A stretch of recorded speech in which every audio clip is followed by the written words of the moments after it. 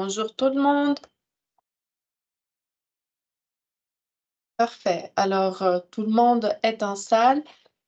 Donc, bonjour tout le monde. Merci d'être là aujourd'hui pour ce webinaire informatif sur le programme de collaboration des recherches CNRST FRQ Maroc-Québec. Alors, nous sommes rendus à un deuxième appel à projet après une première édition qui a connu un fort succès. Alors, bienvenue encore une fois et sans plus tarder, on va pouvoir passer au plan de ce webinaire. Donc, je laisserai la parole dans quelques instants aux directions et aux collègues marocains pour un petit mot d'introduction. Ensuite, on fera un survol général sur le programme et on passera ensuite aux objectifs spécifiques du programme. On regardera ensemble la nature du financement, la composition minimale des équipes et on passera au travers des critères d'évaluation pour le programme. Ensuite, on regardera les calendriers, donc les dates importantes à venir, quelques informations également sur la transmission de la demande avec les documents obligatoires qui sont à fournir pour que la demande soit complète. Et enfin, je laisserai la parole à Marie-Pierre Cossette, directrice au Grand Défi des sociétés, pour vous parler en bref de la publication en accès libre. Suite à ça, ça sera vraiment la période des questions. Donc, ça sera vraiment à votre tour de poser toutes les questions euh, que vous avez en tête. Et justement, à ce sujet, je vous donne quelques consignes techniques. Donc, les webinaires seront enregistrés. Attention, ce n'est que la présentation initiale qui sera présentée. Donc, l'enregistrement sera suspendu en période de questions, justement pour laisser la liberté à tout le monde de poser des questions et avoir un échange détendu. Ensuite, en fait, on va mettre en ligne la présentation, donc nous laisser tout simplement en 72 heures de temps comme délai pour que on puisse mettre en ligne le webinaire. Pour les modalités d'intervention, très important. Donc, vous voyez dans la barre haute de votre interface Teams deux canaux, les canaux conversation et les canaux questions et réponses. En fait, on vous prie d'utiliser les canaux conversation pour avoir des échanges entre vous. Si, par exemple, vous souhaitez faire des appels ou vous renseigner sur les personnes qui sont présentes, quel genre de profil, quel genre de domaine de recherche, vous pouvez utiliser la conversation. Certains d'entre vous nous ont demandé à pouvoir utiliser ces canaux comme un outil d'émaillage. Ensuite, pour poser des questions, pendant la période des questions, on vous demande de les écrire. Donc, nous sommes très nombreux aujourd'hui. Nous sommes rendus à presque 200 personnes en salle et ça continue de rentrer. Alors, on ne va pas allumer les micros. On va écrire dans les canaux questions et réponses. Soyez à l'affût des questions qui se posent au fur et à mesure pour essayer d'optimiser les temps et ne pas dédoubler l'information. Pour toute question spécifique, si par exemple vous avez un cas précis, on vous demande plutôt de nous contacter par courriel. Alors à ce moment-là, on pourra faire vraiment un suivi personnalisé et on pourra utiliser le temps de ce webinaire pour répondre à des questions pour le plus grand nombre. Alors sans plus tarder, je laisse la parole à Marie-Pierre Cossette. Bonjour. Alors, juste un petit mot pour vous remercier de votre intérêt pour le programme. C'est toujours un plaisir. Et d'ailleurs, en ce moment, je vous parle de l'ACFAS, donc notre grand congrès de l'Association pour les savoirs canadiens et francophones. Et vous avez une délégation marocaine avec nous aujourd'hui. Donc, c'est un plaisir de vous côtoyer en présence et en virtuel en même temps aujourd'hui.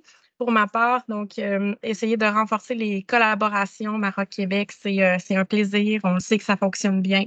Donc, je vous remercie d'être présent aujourd'hui et nous avons très hâte de voir la réponse et le dépôt des demandes. Merci beaucoup, Marie-Pierre. Alors, je ne sais pas si nos collègues marocains voulaient ajouter un petit mot d'introduction, présentation. D'accord, bien sûr. Bonjour tout le monde, merci Rafaela. Déjà, je souhaite tout d'abord remercier toutes les participantes et les participants à ce webinaire. Donc, juste pour être bref, l'objectif principal de ce webinaire et de présenter les règles et les modalités de financement, les conditions d'éligibilité afin de soumettre vos projets à cet appel de projet. Donc, nous sommes déjà, comme a dit Rafaela, à votre disposition pour tout complément d'information et pour toutes vos questions concernant les divers aspects liés à cet appel à projet. Merci. Merci beaucoup, Smaan. Alors, on va pouvoir déjà passer au survol du programme. Donc, revenons aux bases, les thématiques. Donc, nos deux grandes thématiques sont toujours les sciences de la santé et l'adaptation au changement climatique et gestion de l'eau. Donc, les thématiques n'ont pas changé. Elles sont larges pour vous permettre justement de une plus grande latitude dans vos propositions de projet. Les actions encouragées par les programmes. Donc, nous voulons aborder des sujets de recherche complexes. Nous cherchons des regards neufs, des méthodologies nouvelles, des approches interdisciplinaires et intersectorielles. Nous voulons créer de la valeur ajoutée à travers cette collaboration, ces collaborations Maroc-Québec pour produire des retombées pour les deux sociétés. Les programmes intègrent aussi une dimension de formation et de mobilité internationale pour la relève en recherche par des encadrements conjoints. On y reviendra un peu plus tard. La composition minimale d'équipe prévoit en fait la participation d'un doctorant ou d'une doctorante du côté marocain, justement pour encourager l'excellence de la relève en recherche. Les objectifs spécifiques. Donc, sûrement, nous voulons de nouvelles collaborations, mais nous voulons également miser sur des anciennes équipes. On ne change pas une équipe qui gagne. Alors que vous soyez une nouvelle équipe ou une ancienne, vous êtes les bienvenus pour déposer une demande.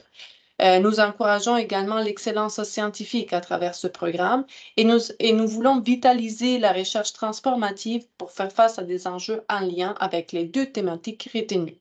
Donc, la recherche transformative, une recherche qui amène un haut potentiel d'impact avec des changements durables. Pour la nature du financement, donc l'équipe de FRQ octroie un maximum de 225 000 $ sur 3 ans, ce qui veut dire 75 000 $ par année, et les frais indirects de recherche sont inclus. Il faut donc calculer 27 %. Pour ce qui est des dépenses admissibles, on vous prie d'aller voir les règles générales communes pour justement bâtir vos budgets. Je demanderai peut-être à Lévi, qui nous accompagne à la technique, de partager l'hyperlien vers les RGC, les règles générales communes, pour que tout le monde puisse y avoir accès. Je laisserai donc la parole à nos collègues marocains pour leur contribution. Alors, concernant le budget pour la partie marocaine, alors le CNRST a accordé un budget de 1 500 000 dirhams marocains sur 3 ans. Donc, soit 500 000 dirhams chaque année pour un projet retenu. Donc, c'est juste pour retenir votre attention qu'il faut déjà justifier vos dépenses en utilisant un Canva qui est déjà disponible sur l'appel à projet au niveau du site CNRST ou bien au niveau de l'appel à projet au niveau du site de FRQ. Super, merci Smaan. Alors, on peut continuer pour la prochaine diapositive. On va parler de la composition minimale de l'équipe. Alors, pour la partie québécoise, nous demandons 2 membres d'équipe obligatoires, dont un chercheur ou une chercheuse principale qui est responsable de la demande. Donc, encore une fois, pour le rôle dans un projet, on se réfère toujours au RGC. Donc, les chercheurs ou chercheuses principales responsables de la partie administrative et financière du projet, ainsi que de la direction scientifique. Et un co-chercheur ou une co-chercheuse qui a une place très importante aussi dans les développements scientifiques du projet. La condition qu'on demande, c'est que ces 2 personnes soient issues de 2 secteurs différents couverts par les FRQ. Donc, c'est vraiment l'approche intersectorielle qui est particulièrement visée dans cette règle de composition minimale d'équipe. Maintenant, Zman, pour la partie marocaine, je te laisse la parole. Alors, parce que j'ai vu un commentaire comme quoi elle ne m'entend pas, je laisse ma collègue de d'expliquer la partie concernant l'équipe marocaine. Parfait.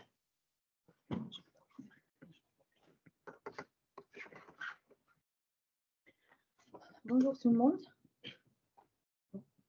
Bonjour tout le monde. Bonjour. On vous Je entend me bien. présente, je m'appelle Safia Arifi. Je travaille en parallèle avec Madame Smahan Chafi dans le service de programme coopération et partenariat. Donc, vous êtes maintenant dans la phase de composition minimale d'équipe, c'est ça? Oui.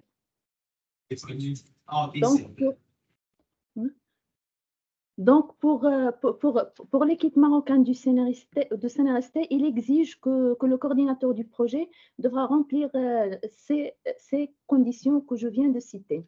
Être enseignant-chercheur, ayant le grade de professeur de l'enseignement supérieur ou de maître de conférence habilité, affilié à un établissement universitaire ou d'enseignement supérieur non universitaire, ou bien être un chercheur de grade directeur de recherche ou équivalent relevant d'un organisme public de recherche.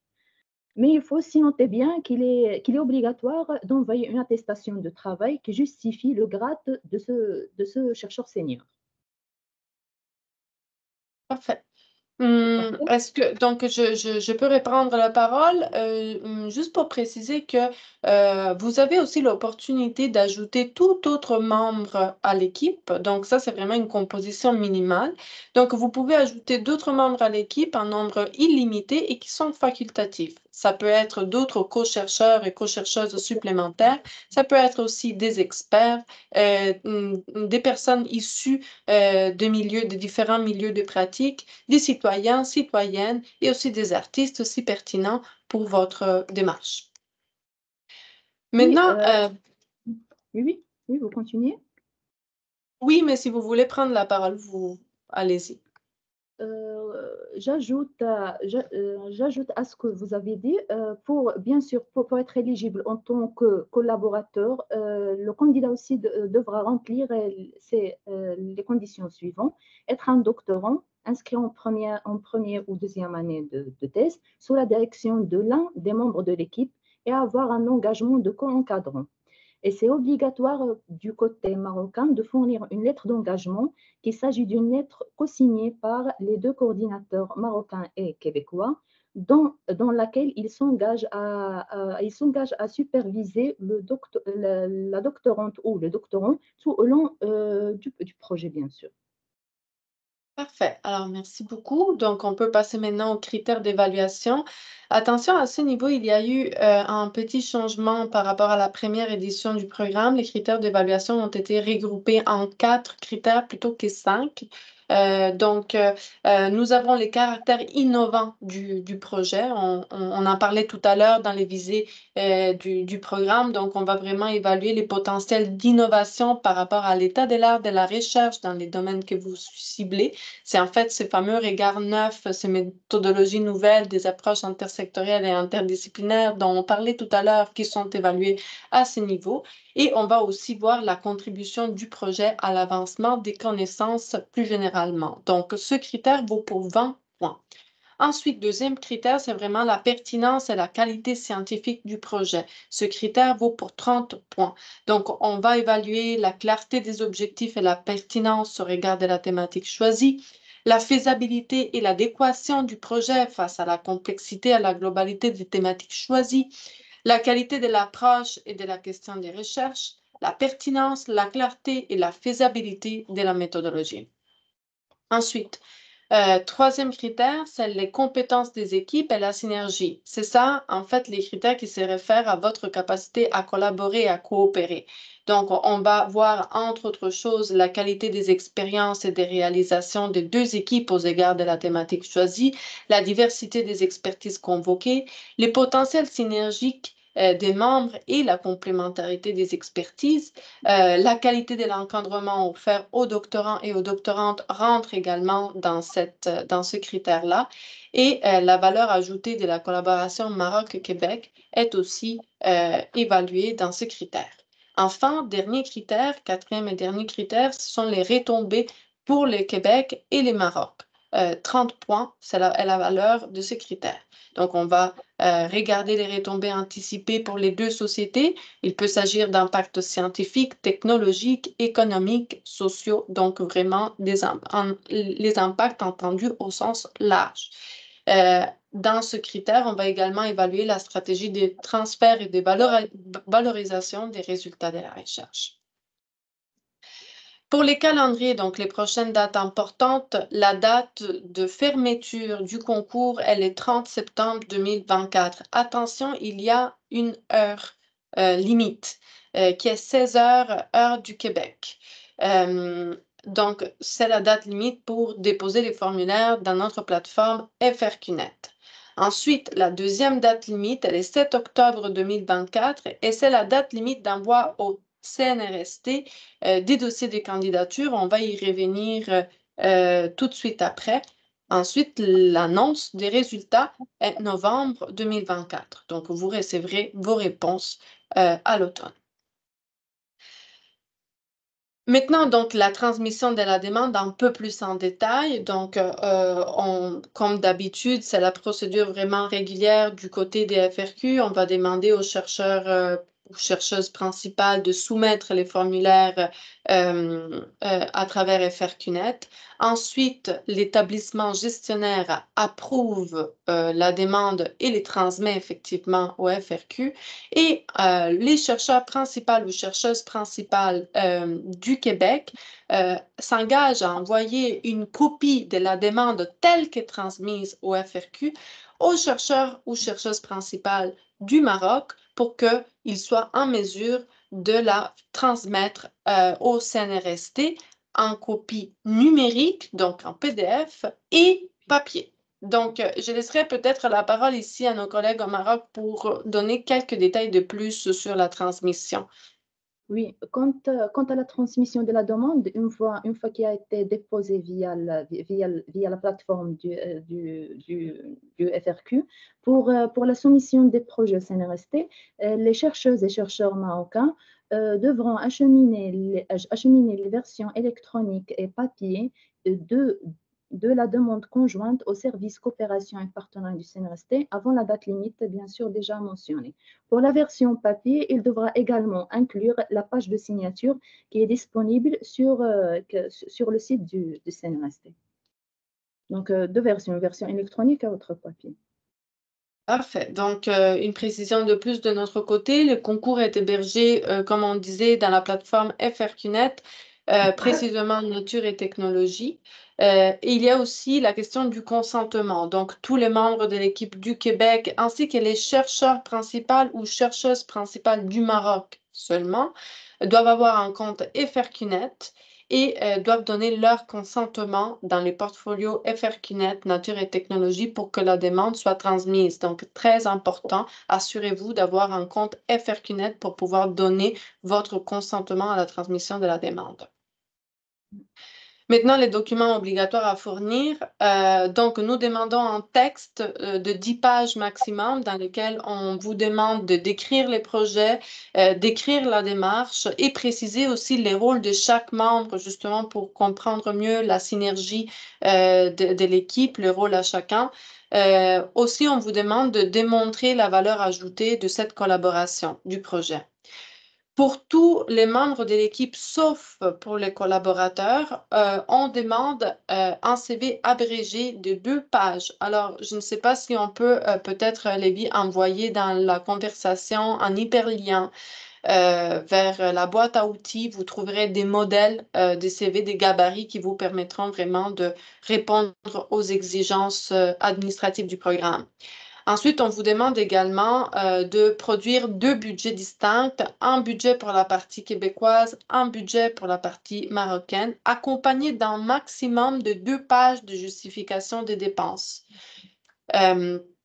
Les derniers documents obligatoires est une lettre d'engagement, on en parlait un peu plus tôt, une lettre d'engagement des 2 chercheurs principaux pour l'encadrement conjoint du doctorant et de la doctorante. Si une mobilité internationale est prévue dans cet encadrement-là, ben, c'est dans la lettre qu'il faut ajouter des informations concernant les déplacements de l'étudiant et les mesures qui seront prises pour assurer les bons déroulements des activités de l'étudiant au Québec.